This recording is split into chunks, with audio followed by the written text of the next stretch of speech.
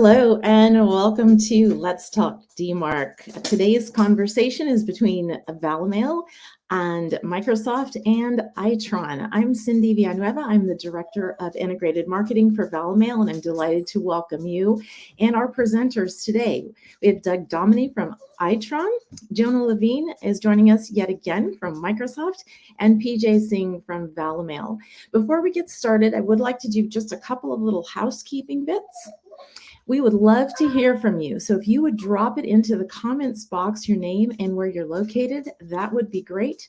If you do have questions throughout the conversation, by all means, put those in the comments box as well. We'll hit as many of those as we're able. And if you'd like to engage with our speakers after the event, you can reach them on their LinkedIn profiles, or here are their email addresses as well. So without any further ado, let me pass it over to PJ Singh. Perfect. Thank you so much, Cindy. And, thank you everyone who is watching or joining for this discussion, right? We're going to be talking about DMARC.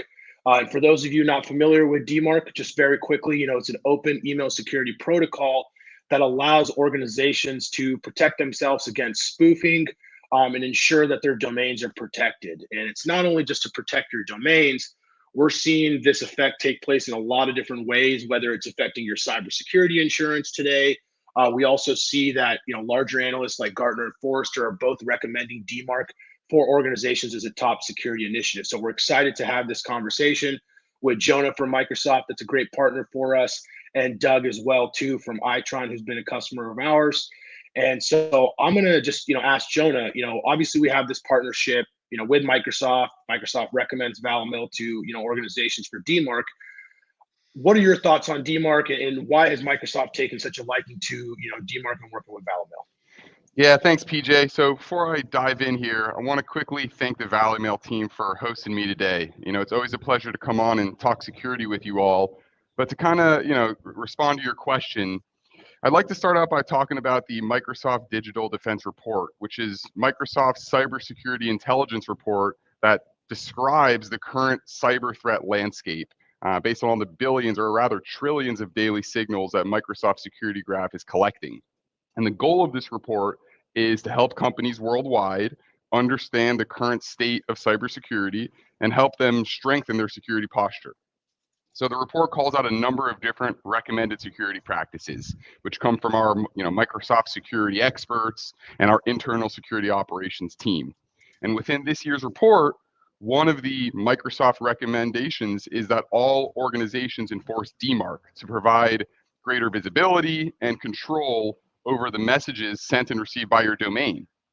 And so I've had the absolute pleasure of partnering with Doug and the Itron team as they have worked diligently to continue improving their security strategy and their security posture.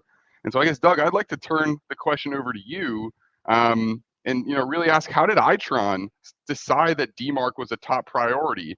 Particularly, I'm interested in understanding how organizations are getting to this point in their security journey where DMARC is, kind of at the top of their, or rather, top of mind for them. Sure. Thank you, Jonah. Basically, the way that we became interested in DMARC was through a customer inquiry.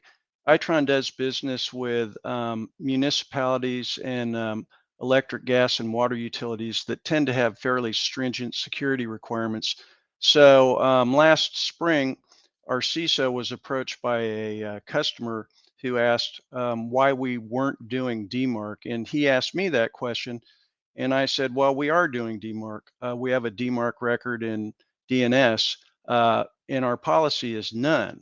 So that's really not doing DMARC. So that was basically what started us off on the whole investigation as to, what the benefits and advantages to going to an enforcement policy would be. That's really interesting. Appreciate the context there, Doug. So really it was your customers who pushed you and said, hey, we're hearing that DMARC is something that needs to be a part of our security strategy.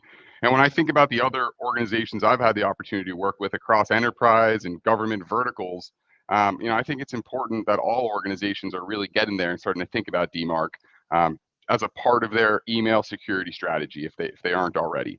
So I guess another question for you. You've gotten to this point, you found out, you felt that DMARC is something that's important to your organization, to your security team. what were the next steps in embarking in this DMARC journey? How did you evaluate vendors, and what were the success criteria that you were looking for with a DMARC solution? Sure. Well, so the first place we turned was to Microsoft. We've been a Office 365 customer, Office 365 Exchange Online for a number of years now, and we were curious if if Microsoft had a solution in this space, and I believe you and I chatted about this, and we learned that Valimail was a partner that you recommended. So we did some due diligence, some internet investigation. We also partner with an anti-spam provider that provides that service as well. So we did some comparisons. Our initial entree to the Valimail product was basically through the free monitoring console. So we were able to deploy that immediately at no cost and just get kind of a view of how that worked. And so that gave us visibility into the threat landscape, but it didn't really give us a solution as to how to change our policy to one of enforcement, i.e., stopping this mail before it comes in. So that was sort of the evaluation. And then the success criteria, I would say, was it was a project that we wanted to get done basically last year. So we had a shortish time frame, I'd say 6 months.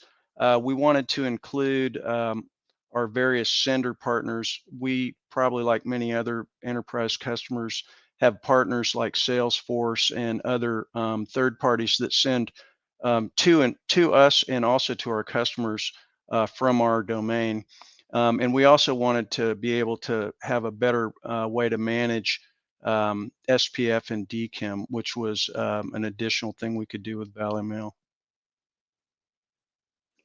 Perfect. Awesome. And obviously, hearing that story, Doug, we're proud to say we've been able to get you guys to DMARC enforcement and, had you as a happy customer so far and plan to keep you guys that way. But really what I want to focus on is, so you guys made the decision to get to enforcement, and obviously using a vendor is going to make that easier, right? Some folks want to take the steps of maybe trying DMARC manually first themselves.